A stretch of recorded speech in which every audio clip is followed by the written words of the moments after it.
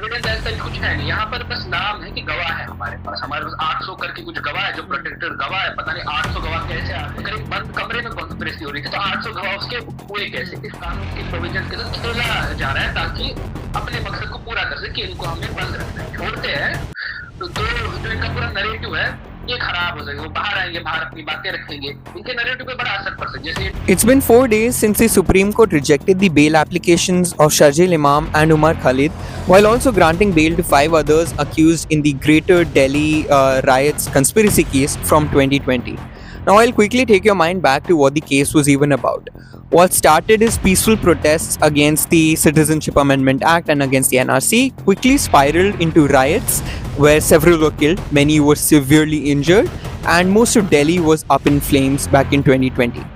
However, at the same time, what is to be noted is the fact that both Sharjeel Imam and Umar Khalid have been in jail for more than 5 years now, with their bails continually being denied, while the trial has not even started as of yet. Now, there are a lot of different versions as to why the trial has not started. We will delve into details later in this report. However, it is very important to go over what the Supreme Court said in its January 5 hearing, where it denied the bail applications of both of the accused, Sharjeel Imam and Umar Khalid. Number one, the court said that both of these walk on a separate footing as compared to the other 5, and that they have a conspirator role, a larger role rather, to play in the entire case as compared to the other 5, and hence they were not granted bail while the 5 others were rather. Moreover, since UAPA is a very major component that is being used in this entire case, the Supreme Court used Section 43D(5) of the UAPA, which says that the court may not grant bail to the accused if it believes the prima facie evidence presented at the bail hearing to be true, which the court does believe to be true, and hence bail was not granted as well. Lastly, the court also mentioned that prolonged incarceration cannot be used as an excuse or a reason to, take the fall for, to give bail out that easily. Since this is a very serious case with serious allegations, with serious charges, and charges that the court believes prima facie evidence to be true with, and that is why, prolonged incarceration cannot be used as a component in deciding whether to give bail or not to give bail. Now, this has left the entire citizenry of this nation in splits, where the one, in two halves, where one half claims to hail the decision of the Supreme Court, which celebrates the decision of the Supreme Court, and says that they should not have been granted bail, and the Supreme Court came out with the right decision. However, the other side of the entire argument also is raising questions, serious questions about judicial independence, number one. Number two, about the use of UAPA on political dissenters and protesters. Many claim that they were just students who, have been swept up as political opponents, political prisoners in this case, and, put in jail for a prolonged period without even the trial having been begun, mind you. Also, this side claims that Article 21 of the Indian Constitution, which, gives a right to liberty, a right to life, has been violated of Sharjeel Imam and Umar Khalid. The court has again and again said that every case is subjective, and the merits of every case have to be decided when the trial begins. However, because the prima facie evidence is considered to be true by the Supreme Court, they have not been granted bail, and at the same time the court does believe that Article 21 is not being violated for both of these individuals, who the court and the prosecution rather believes to have committed anti-terror acts against the nation as a whole. Now, I will be very shortly joined by a student from Jamia Millia Islamia University in Delhi, a student who has been very active in student demonstrations, in activism groups, and I will be taking his opinion, where we will also be going through the finer details of this case. सबसे पहले मैं आपसे पूछना चाहूँगा, अभी कुछ दिन पहले सुप्रीम कोर्ट का रूलिंग आया, वर्डिक्ट आया, जिसमें शर्जील इमाम और उमर खालिद दोनों की बेल डिनाई कर दी गई, लेकिन 5 और जो वो है जिनके अगेंस्ट केस चल रहा है, उनको बेल दे दी गई. तो इस पे आपका फर्स्ट रिएक्शन क्या था as a Jamia student, as somebody who is very active in student activism groups and student activism movements in Delhi? आपका रिएक्शन क्या था? Well, I was disappointed but not shocked, क्योंकि जैसे हालात बना इनने यूएपीए के तहत जो लॉ लाए, तो इनने क्या किया, इन्होंने प्राइम फेसेस को टारगेट किया यहाँ पर। एक्चुअली जो है यूएपीए के तहत बहुत सारे लोगों को अंदर किया था, नताशा नरवाल को अंदर किया था और भी काफी लोगों को अंदर किया था, बट उनको शुरुआत में बेल दे दी थी। After all that struggle Meeran Haider, Gulfisha, Fatima, इन सबको बेल दे दी गई, विच इज वेरी, मतलब एक बहुत अच्छी डेवलपमेंट है कि इनको बेल मिली। But on the other hand इन्होंने उमर को और शर्जील को, इन दोनों को इन्होंने फेस बना दिया है कि ये लोग मेन कॉन्स्पायरेटर्स थे, बाकी लोग सपोर्टर होंगे, यही लोग मेन कॉन्स्पायरेटर्स थे। पहले ये था कि सब लोग एक जगह पे किसी दिन एक कमरे में बैठे हैं और मिले और उन्होंने डेली राइट्स की जो है कॉन्स्पिरेसी की है। अब ये है कि हाँ, ये लोग सपोर्टर्स हो सकते हैं और ये लोग जो है मेन हो सकते हैं, और तो किसी पे भी कोई भी अभी कन्विक्टेड नहीं है, अक्यूज सब है, और इन्हें ये लॉजिक लगा के इनको बेल जो है डिनाई की है, जो इसी जी बिल्कुल, पर इसी के चलते बिकॉज यूएपीए यूज हो रहा है, तो यूएपीए का एक सेक्शन जो कि बहुत चर्चा में, मीडिया भी बहुत बात करती है, 43D5, जिसके हिसाब से अगर प्राइमा फेसी एविडेंस को अगर कोर्ट सच मानता है तो उसके तहत वो बेल डिनाई करेंगे और अप्रूव नहीं करेंगे। तो फिर तो इस हिसाब से अगर ये केस को देखा जाए तो कोर्ट ने कुछ गलत थोड़ी ना किया है, कोर्ट ने तो सही डिसीजन लिया लॉ के हिसाब से। इस पे क्या कहेंगे आप? देखिए, प्रॉब्लम ये है जो एविडेंस आपने बात, प्राइमा फेशिया एविडेंस, यहाँ प्राइमा फेशिया एविडेंस ऐसा कुछ है नहीं, यहाँ पर बस नाम है कि गवाह है हमारे पास 800 करके कुछ गवाह है जो प्रोटेक्टेड गवाह है, पता नहीं 800 गवाह कैसे आ गए। अगर एक बंद कमरे में कॉन्स्पिरेसी हो रही थी तो 800 गवाह उसके हुए कैसे, इस तरह से करके इनने बोला है। अब इनने बोला है जब तक उन गवाहों की हमें नहीं गवाही मिलती है तब तक हम बेल नहीं दे सकते इन दोनों को। तो ये जो कानून के साथ जो है, कानून के प्रोविजन के साथ खेला जा रहा है ताकि अपने मकसद को पूरा कर सके कि इनको हमें बंद रखना है, क्योंकि अगर हम इनको छोड़ते हैं तो जो इनका पूरा नरेटिव है ये खराब हो सके, वो बाहर आएंगे, बाहर अपनी बातें रखेंगे, इनके नैरेटिव पे बड़ा असर पड़ सकता है। जैसे इनने जो वीडियोस चलाए थे, छोटे छोटे वीडियो क्लिप एडिट किए हैं, इस तरह से चलाए हैं आउट ऑफ कॉन्टेक्स्ट, तो क्लियर हो सकता है अगर लोग बाहर आएंगे। तो ये चीजें की जा रही है यहाँ पर, मेरा यही व्यू है इसके बारे में। चलिए, अब आप वीडियो क्लिप्स की बात कर ही रहे हैं तो मैं पहले आपसे पूछता हूँ, आपने वो वीडियो देखा ही होगा, वो स्टेटमेंट देखा होगा जो अनुराग ठाकुर जी ने दिया था, जिसमें वो देश के गद्दारों को गोली मारो सालों को नारा लगा रहे थे। क्या मानते हैं वो गलत था? ऑफ कोर्स वो गलत, क्या वो हेट स्पीच थी वहां पर, ये लोग पीसफुली प्रोटेस्ट कर रहे थे चक्का जाम करके, तो आपको ऐसा नारा क्यों लगा रहा था? बिल्कुल बिल्कुल, अगर वो नारा गलत था तो जब शर्जील इमाम ने, और मैं कोट कर रहा हूँ यहाँ पे, अगर 5 लाख लोग हमारे पास ऑर्गेनाइज हो जाए तो हम हिंदुस्तान को नॉर्थ ईस्ट से कट कर सकते हैं, असम को काटना हमारी जिम्मेदारी है, ये कहना सही कैसे बन जाएगा? ये भी तो फिर गलत हुआ, ये भी तो एक इंसाइटमेंट हुआ लोगों को ये प्रेरोगेटिव देने के लिए कि चलो आओ असम को काटो, आर्मी का एक्सेस जो है नॉर्थ ईस्ट से वो कट करो, असम को इंडिया से कट करो।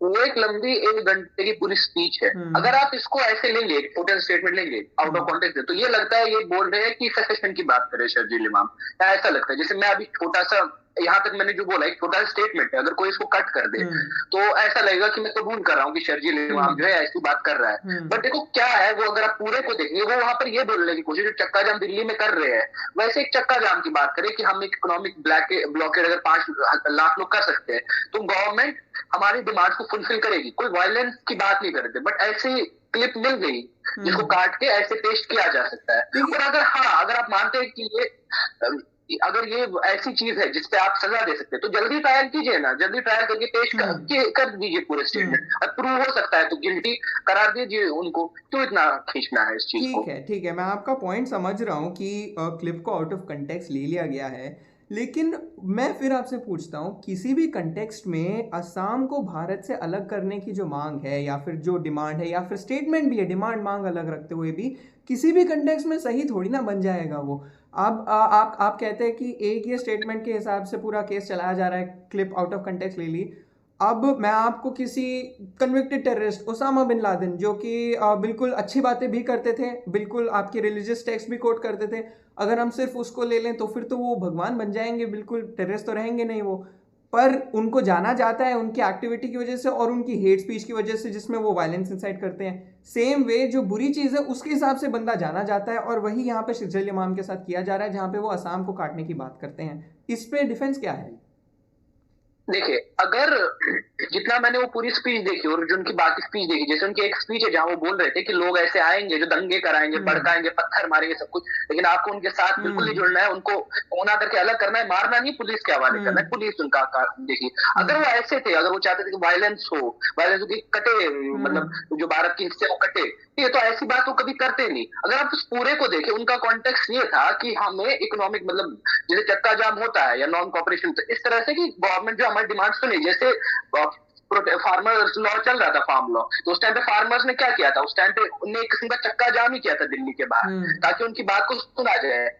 बाकी अगर उनका कॉन्टेक्स्ट ये था कि हम मुल्क को काटना चाहते हैं, हम चाहते सेसेशन हो, हमें एंटी सीए एनआरसी से कोई मतलब नहीं है, ठीक है, तो वो चीज गलत है। लेकिन जितने भी फिर उसके बाद उनके लेटर्स आए जेल से, जितनी भी उनकी जस्टिफिकेशन आई है, जो भी स्टेटमेंट आया, उससे ऐसा कुछ हमें मिल नहीं रहा है। और ये तो सुसाइड होगा ना, कोई अगर आप उनके लॉजिक से भी देखें, अगर शर्जील वहां कोई स्टार्ट करता, कोई कॉन्स्पिरेसी करा रहा, तो क्यों ऐसी हरकत करेगा जो बिल्कुल सुसाइडल हो? वो पावर में तो है नहीं कि कोई भी हेट स्पीच देंगे और उनको बख्श दिया जाएगा, जैसे कपिल मिश्रा और अनुराग ठाकुर को किया गया। तो वो सवाल वहां पर बनता है। तो इसलिए मेरा मानना है कि हमें पूरे को देखना चाहिए और पूरे को देख के एनालाइज करना चाहिए। अगर छोटी छोटी क्लिप्स काटेंगे तो बहुत कुछ मतलब बन सकता है। ठीक है, आपका पॉइंट समझ रहा हूँ मैं यहाँ पर मैं ये भी अभी भी जो मेरा ओरिजिनल पॉइंट था कहूँगा कि चाहे कपिल मिश्रा चाहे अनुराग ठाकुर गलत हो, मेरे हिसाब से किसी भी कंटेक्स्ट में ये जस्टिफाई करना सही नहीं रहेगा। लेकिन अब एक और चीज़ मैं आपसे पूछता हूँ आगे बढ़ते हुए, आपको ये जो ऑपोजिशन ने बहुत ज़्यादा आवाज़ उठाई है इस मुद्दे पे लेके, जो पूरा देश का ऑपोजिशन है, आप चाहे सीपीआई ले लीजिए, चाहे कांग्रेस ले लीजिए, कोई पार्टी ले लीजिए, लेकिन ऑपोजिशन की मेरे हिसाब से, मेरी आंखों में एक ही गलती कर दी है इन्होंने, या फिर मीडिया के हिसाब से ये गलती कर दी है इन्होंने कि इसको कम्युनल एंगल दे रहे हैं। क्या आपके हिसाब से इस केस में कम्युनल एंगल है?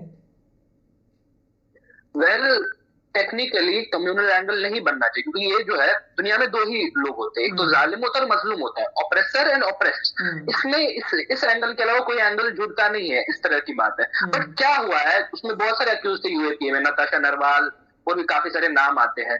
बट इन्होंने स्पेसिफिकली दो लोगों को खासकर टारगेट किया, उन लोगों को टारगेट किया जिनके नाम अरबी में आते हैं। तो जो कम्युनल एंगल है वो उधर से आ रहा है। जब यहाँ से पोलराइजेशन होता है तो यहाँ से भी काउंटर पोलराइजेशन जैसी चीज होती है। और तो ये नहीं होना चाहिए, ये जालिम और मजलूम की लड़ाई होनी चाहिए। बट एक फिगर बन गया, जैसे नाजी जर्मनी में था तो जालिम और मजलूम के बीच में, लेकिन उस टाइम पे क्या था, ये था कि हम आर्यन है, ये यहूदी है, ये जूस है, तो उनको वैसे कर रहे होते। तो ऐसे स्टेटमेंट आती कि जूस अगर कम्युनल, जेनोसाइड, हाँ बिल्कुल, मैं आपका पॉइंट समझ रहा हूँ, लेकिन अगर कम्युनल एंगल होता तो जो 5 लोगों को बेल मिली है सुप्रीम कोर्ट से, वो भी तो नहीं मिलती। वो भी सारे, जैसा आप कहते हैं, नाम उनका भी अलग ही था मेजोरिटी के कंपैरिजन में, तो फिर उनको बेल मिल गई। उसमें आप कैसे कम्युनल एंगल ला रहे हैं?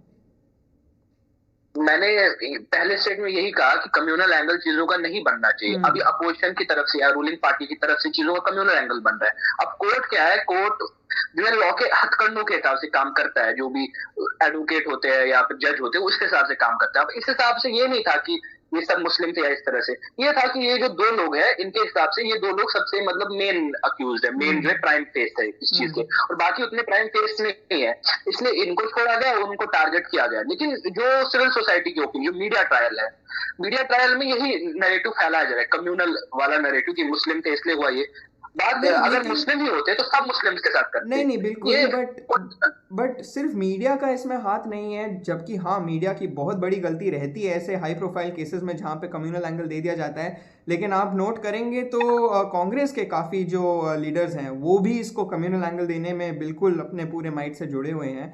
मेरे हिसाब से अगर आप मेरी माने तो ना ऑपोजिशन, ना भाजपा, ना किसी और को यहाँ कम्युनल एंगल घुसाना चाहिए। ये सही गलत की लड़ाई की तरह देखे जाना चाहिए और कोर्ट को भी फिर उसी हिसाब से फैसला सुनाना चाहिए। चलिए, अब मैं आपसे पूछूंगा एक या आखिरी सवाल है, लास्ट के 2 सवाल बचे हैं मेरे पास। जो डिफेंस है, सॉरी जो प्रोसिक्यूशन है, और हमारे जो पिछले सीजेआई थे डीवाई चंद्रचूड़, उन्होंने भी इंटरव्यू पे ऑन रिकॉर्ड कहा है कि जो ट्रायल है वो इतना डिले से इसलिए चल रहा है क्योंकि डिफेंस ने ट्रायल को चलाने में देरी कर रखी है। सारा ये जो डिले है वो डिफेंस की साइड से आया है। तो इसका काउंटर क्या देंगे, इस पर आपका क्या रिप्लाई रहेगा?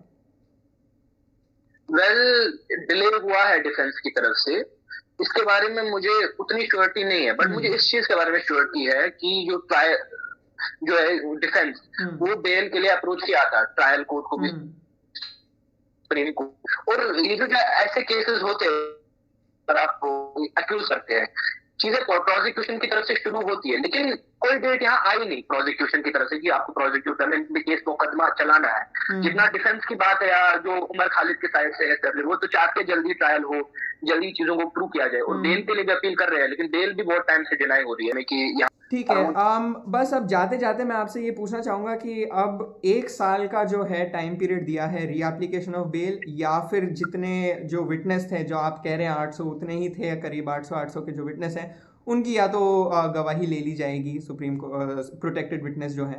तो आपको क्या लग रहा है, आपकी क्या होप है, आप क्या देखते हैं आगे फ्यूचर में 1 साल में और उसके बियॉन्ड भी, आपको क्या लगता है इस केस का क्या समाधान होगा, कैसा होगा? जितने मैंने आज तक स्टेटमेंट सुने इन जो पुलिस के तरफ से, जब भी बेल एप्लीकेशन का होता है, रिसेंटली जो ब्लास्ट हुआ था, इसको पुलिस ने इससे लिंक किया कि इंटेलेक्चुअल जो थ्रेट है इस कंट्री को, टेररिस्ट से ज्यादा, ऐसी चीजें हुई थी। तो मुझे तो ये लग रहा है कि इसको डिले करने की कोशिश हो रही है। बहुत सारे कोर्ट में केसेस होते हैं जो बहुत स्पीडी नहीं चलते, बहुत धीरे धीरे चलते। ये एक हमारा लॉ सिस्टम है, इसका एक डिफेक्ट है। इसमें रिफॉर्म्स की जरूरत है कि ऐसा डिफेक्ट ना है। हर एक का राइट है स्पीडी ट्रायल होने का। अगर आप ट्रायल नहीं कर पा रहे हैं तो आपको उनको बेल दे देनी चाहिए, क्योंकि अगर आप एक दिन भी किसी को जेल में रखते हैं बेगुनाह, और बेगुनाह होता है, तो आप जो उसका जो राइट टू लाइफ है वापस नहीं जा सकते। बिल्कुल बिल्कुल, वो साल वापस नहीं आएंगे। 5 साल बीत गए हैं, 5 साल में मतलब पीएचडी करता है, नौकरी ढूंढ लेता है, बिल्कुल खानदान चला लेता है। पर अभी मान लीजिए 1 साल के अंदर अंदर जो कोर्ट है, सुप्रीम कोर्ट है, वहाँ पे केस जाए, कहीं पे भी केस जाए और ये ट्रायल शुरू हो जाए, और जो वर्डिक्ट है वो इतने फेवर में नहीं रहेगा अगर शर्जील इमाम उमर खालिद के, तो कैसा रिएक्शन रहेगा स्टूडेंट यूनियंस का, स्टूडेंट्स का, एक्टिविस्ट का? क्या जनरल कंसेंसस क्या है, जनरल फीलिंग क्या है दोनों एक्टिविस्ट को लेके, शर्जील इमाम उमर खालिद को लेके? जो मेजोरिटी है स्टूडेंट बॉडी, सिविल बॉडी, वो यही मानती है कि ये लोग इनोसेंट है, क्योंकि जितने भी हमें लिंक्स मिले, चाहे कपिल मिश्रा के मिले, अनुराग ठाकुर के मिले, कोई भी वीडियो सर्कुलेट हुए, उसमें तो हमें ये लिंक मिल रहा है कि वहां से हेट स्पीच की थी। और तो दिल्ली दंगे अगर आप देखेंगे, उसमें जो मैक्सिमम विक्टिम थे वो कौन सी साइड? देखिए, इनके नैरेटिव के हिसाब से मैं बोलूंगा कि उमर खालिद शर्जील में उनने दंगे भड़काए, और ये मुस्लिम कम्युनल एंगल से देखते हैं, इन्होंने मुस्लिम से ये करवाया, ऐसी चीज उनका बोलना है। तो जो मेजोरिटी विक्टिम होने चाहिए दंगों में, वो भी है, वो होने हिंदू होने के इस तरह से होने चाहिए। मैं उनके नैरेटिव के साथ, अपने नैरेटिव के हिसाब से नहीं बोल रहा हूँ इस चीज को, लेकिन आप देखेंगे दिल्ली दंगे में मेजोरिटी मुस्लिम जो थे विक्टिम्स थे। तो ये दिखाता है कि कहाँ से चीजें शुरू हुई थी, किसने करवाई थी। एक गोली भी चली थी उस टाइम पे। चलिए ठीक है, इसी के साथ अब लेट्स होप कि आने वाले समय में कोर्ट अपना ये जो है वर्डिक्ट सुनाएगा। इनफैक्ट ट्रायल शुरू होगा सबसे पहले, और उसके बाद जैसे कोर्ट की प्रोसीडिंग है वैसे चलेगी। आपसे बात करके बहुत अच्छा लगा, हमारे साथ बात करने के लिए बहुत धन्यवाद। Thank you so much.